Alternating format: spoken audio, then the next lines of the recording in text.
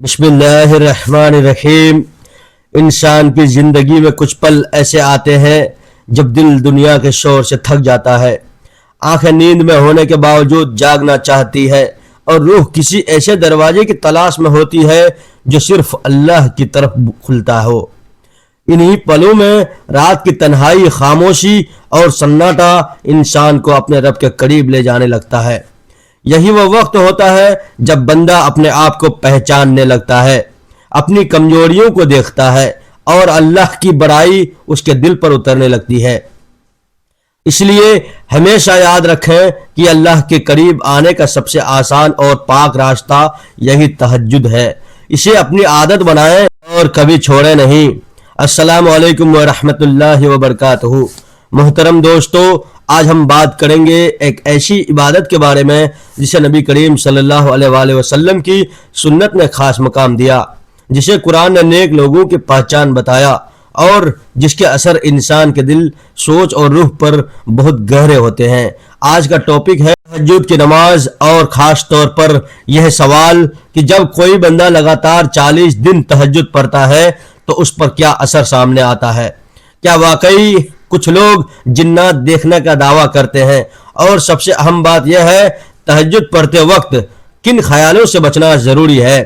اور نبی کریم صلی اللہ علیہ وسلم نے فرمایا کہ اللہم لک الحمد انت قیم السماوات والارض ومن فیہن ولک الحمد انت نور السماوات والارض۔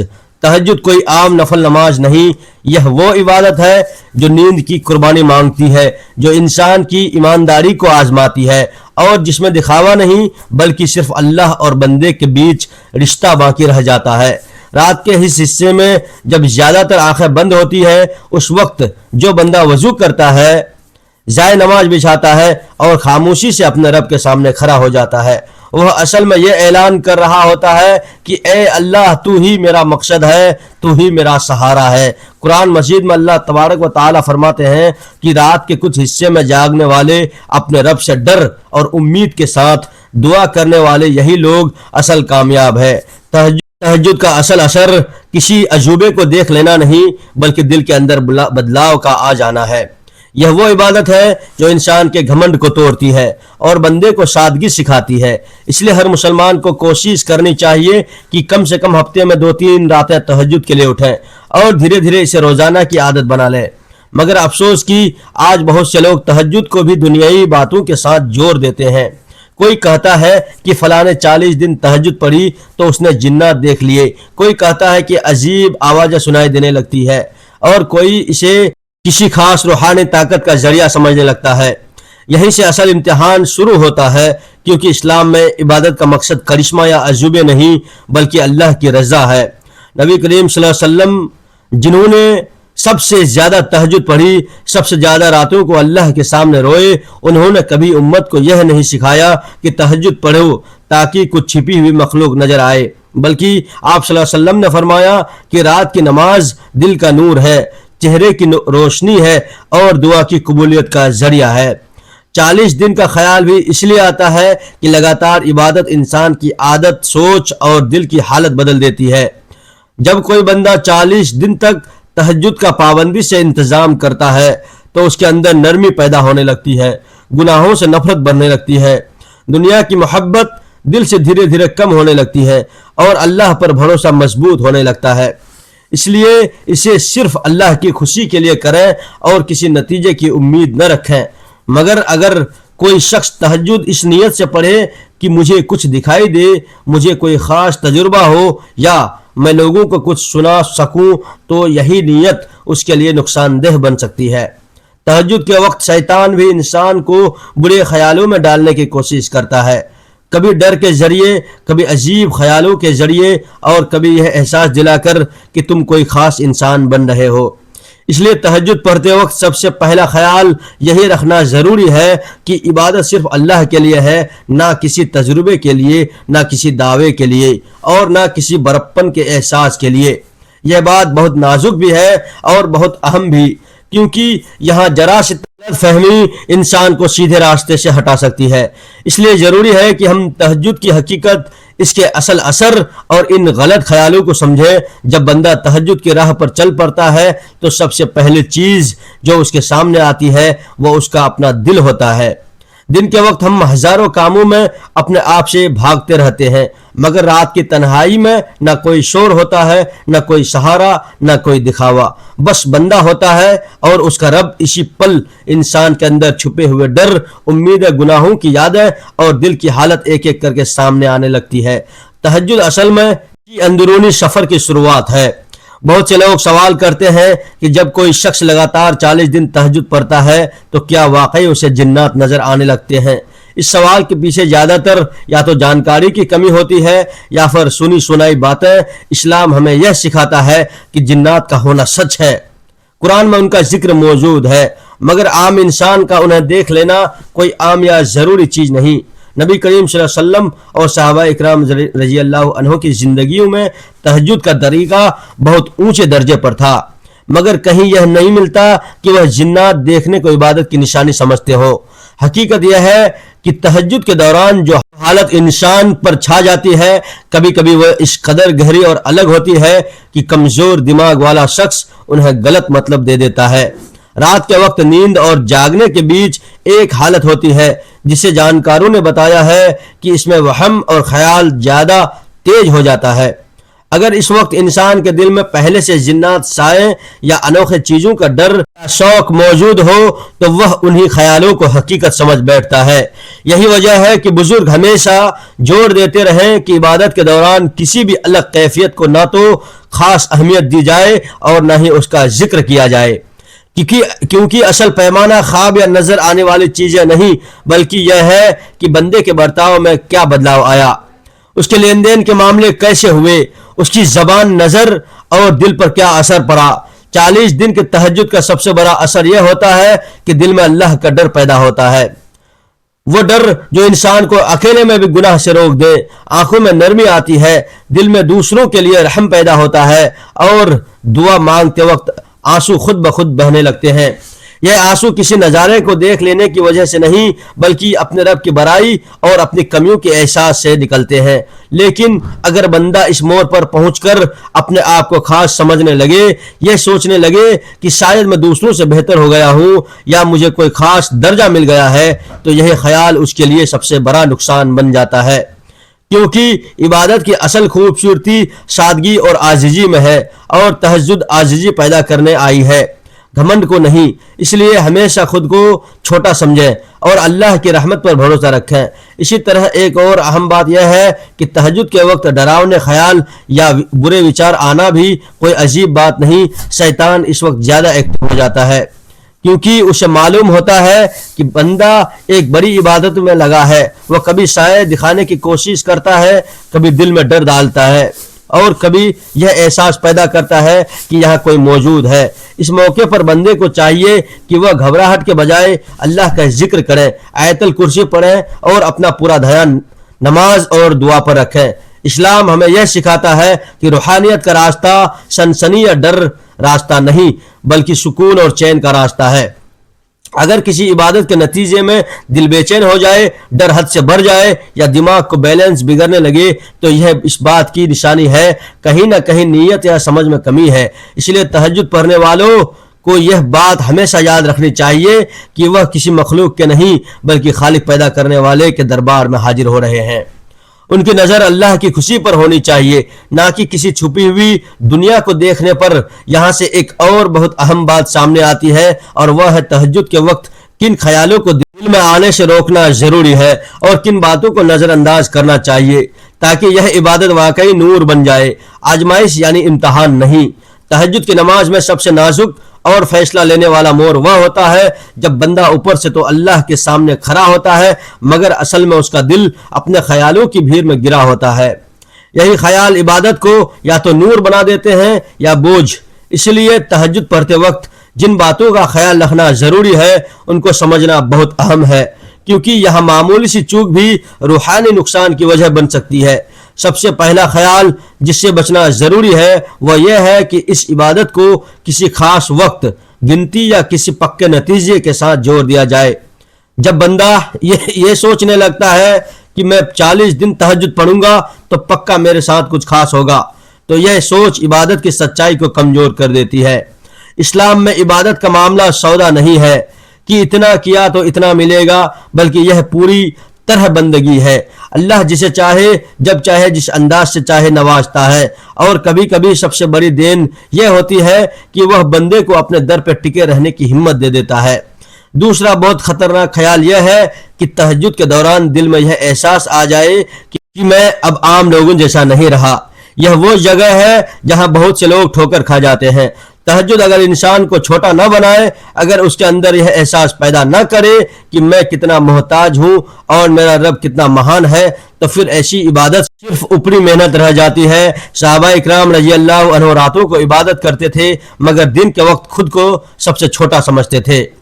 यही उनकी रूहानियत का राज था। एक और बात जिसका खास ख्याल रखना जरूरी है वो यह है कि तहज्जुद के वक्त दिल में किसी भी अलग हालत को फौरन अहमियत न दी जाए। कभी आंख बंद करने पर रोशनी महसूस होती है, कभी दिल बहुत हल्का लगने लगता है, कभी अजीब सा सुकून या बोझ महसूस होता है। यह सब हालतें इंसान के अपने अंदर की और दिमाग की है, ना कि दीन का पैमाना। दीन का पैमाना कुरान और सुन्नत है, और उनमें कहीं यह नहीं बताया गया कि इन हालतों को आधार बनाकर अपने ईमान या मुकाम को नापा जाए। इसी तरह डर के ख्याल भी बहुत अहम है। अगर किसी को तहज्जुद के वक्त यह एहसास हो कि कोई देख रहा है या कमरे में किसी की मौजूदगी का वहम हो रहा है, तो उसे फौरन अपने दिल को संभालना चाहिए। अल्लाह का नाम लेकर आयतल कुर्सी और सूरह फलक, सूरह नास पढ़कर नमाज जारी रखनी चाहिए, क्योंकि डर को इबादत का केंद्र बना लेना रूहानी कमजोरी का निशानी है, जबकि ईमान इंसान को सुकून देता है। तहज्जुद का एक बड़ा फायदा यह भी है कि इसमें इंसान को अपनी दुआओं की हकीकत समझ में आती है। रात के वक्त मांगी गई दुआ में दिखावा नहीं होता, न किसी के सुनने का ख्याल होता है, बस आंखों के आंसू और दिल की पुकार होती है। मगर यहाँ भी एक बात याद रखने की है कि दुआ की कबूलियत का मतलब यह नहीं कि वह फौरन उसी शक्ल में पूरी हो जाए जैसा हम चाहते हैं।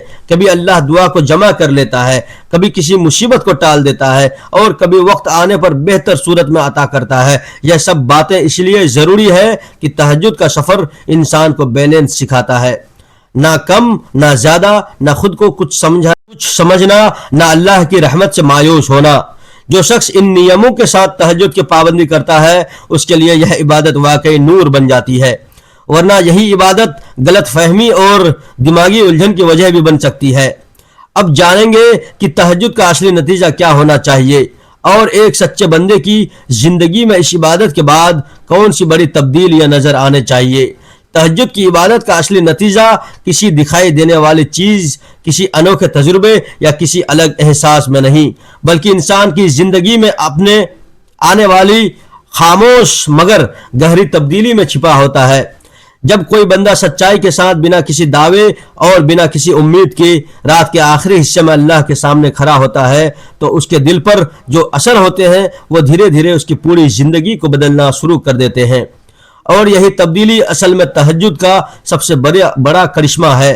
सबसे पहली तब्दीली बंदे के दिल में यह आती है कि गुनाह अब पहले जैसी मामूली नहीं लगते। काम कभी आसान और बेफिक्र होकर कर लिया जाता था, अब वही काम दिल पर बोझ बनने लगता है। अकेले में भी इंसान को यह एहसास रहता है कि मेरा रब मुझे देख रहा है। यह हालत किसी डरावने मंजर की वजह से नहीं होती, बल्कि अल्लाह की बड़ाई के एहसास से पैदा होती है। यही वो जगह है जहां बंदा हकीकत में नेकी के रास्ते पर कदम रखता है। तहज्जुद का एक और बड़ा असर यह होता है कि बंदे के दिल में लोगों के लिए नरमी पैदा हो जाती है। गुस्सा जल्दी नहीं आता, बदला लेने का जज्बा कमजोर पड़ने लगता है, और दिल दूसरों की गलतियों को माफ करने की तरफ झुक जाता है। जो शख्स रातों को अल्लाह से अपने गुनाहों की माफी मांगता है, वह दिन में दूसरों को माफ करना सीख लेता है। यही व्यवहार की तब्दीली इस बात की निशानी होती है कि तहज्जुद सिर्फ एक काम नहीं बल्कि एक ट्रेनिंग बन चुकी है।